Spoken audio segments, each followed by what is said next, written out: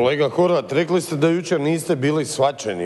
Ja mislim da sam ja dobro shvatio riječi vašeg predsjednika kada nas je optužio za etničko čišćenje i koješta još za licemjerje i tako dalje, a činjenica je da bi svi hrvatski građani trebali biti jednaki i prema Ustavu i prema svim hrvatskim zakonima. I ne vidim razloga zbog čega se iz prebivališta i Zakona o prebivalištu izdvaja skupina hrvatskih građana koja su obuhvaćena programom obnove i stambenog zbrinjavanja.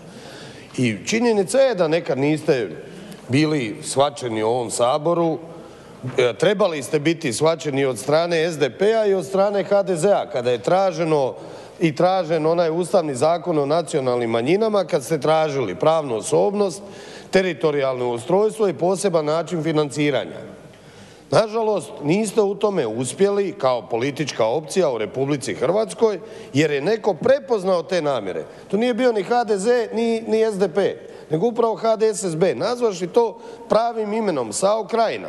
A što se tiče glasova iz dijaspore, pa evo vam gospodo ovdje izjave i slike sadašnjeg premijera Milanovića i bivše predsjednice Vlade Jadranke Kosor koja kaže da su dogovorom dobili svi Hrvati. Idemo se sada mi iz HDZ-a posipati pepelom i tražiti 12 zastupnika iz dijaspore. Pa vi ste se dogovorili sa SDP-om. Oni su tražili 0, vi ste tražili 12, pa ste se našli ko na pijacu na 3. I sada prodajemo maglu tim ljudima. Pa ne može to tako proći. S druge strane, sadašnja ministrica vanjskih poslova izjavi da je to bolje nego krađa glasova, jer je i ona tražila 0. Kažimo istinu hrvatskom narodu, ma gdje bio i gdje god živio, a to je istina.